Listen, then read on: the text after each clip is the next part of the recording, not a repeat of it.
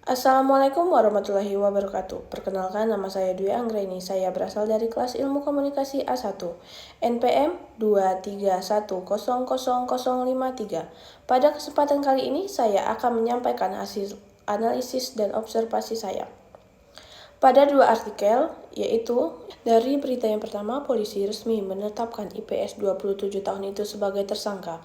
Dia adalah pengasuh yang menganiaya anak selebriti Malang, Agnia Punjabi. Polisi mendapat pengaduan dari orang tua korban, dan pelaku sudah ditangkap. Sebelumnya, Kapolres Malang Kota Budi Helman mengatakan, perburuan pelaku secara maraton masih berlangsung hingga pagi ini.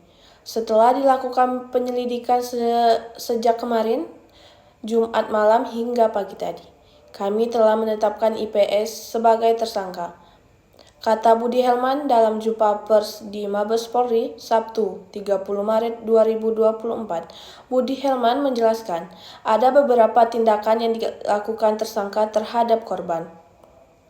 Hal ini termasuk memukul mereka dengan buku, menyiram mereka dengan minyak gosok, dan bahkan mencekik mereka dengan boneka. Semua perbuatan tersangka terekam CCTV dan sudah kita sita. Nanti kita kirim ke laboratorium digital forensik. Jelasnya, IPS tersangka dijerat pasal 80 ayat 2 Undang-Undang Republik Indonesia nomor 35 tahun 2014. Tentang perlindungan anak dengan ancaman hukuman 5 tahun penjara. Seperti diberitakan sebelumnya, anak selebriti Malang Agnia Punjabi atau Emi Agnia menjadi korban kekerasan pengasuh. Agnia membagikan kejadian tersebut melalui akun Instagram miliknya. Dengan nada marah, Agnia meminta bantuan teman-temannya untuk menyebarkan kisah sedih putri kecilnya.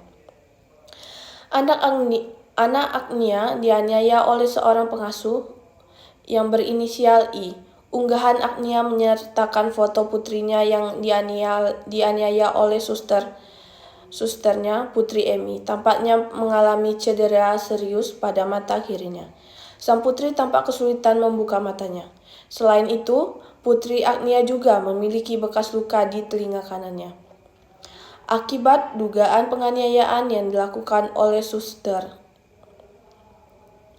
Jadi, tanggapan saya mengenai berita yang saya sampaikan tadi, janganlah kita mudah ngasih kepercayaan kepada seseorang. Alangkah baiknya kita selalu memantau keadaan anak sesering mungkin, agar tidak terjadi hal-hal yang tidak diinginkan. Dari kasus tersebut, sebaiknya kita harus banyak berhati-hati kepada siapapun itu.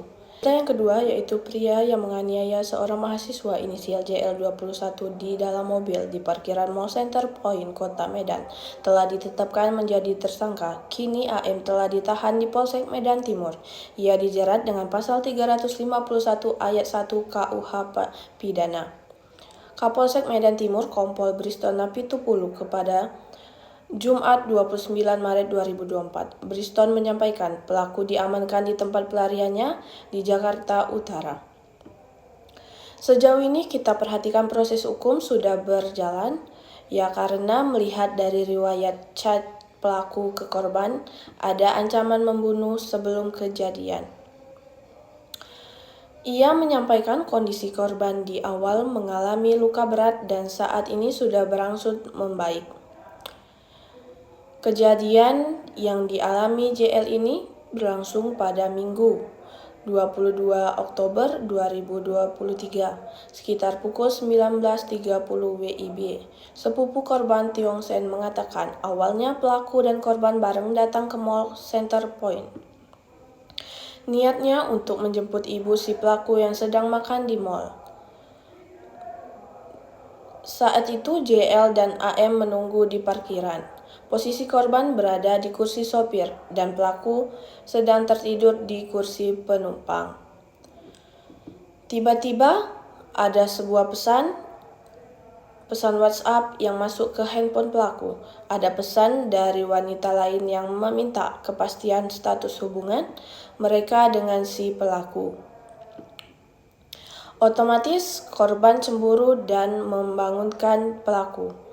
Saat korban mempertanyakan pesan itu, pelaku justru berkilah dan mengaku tidak mengenal wanita tersebut.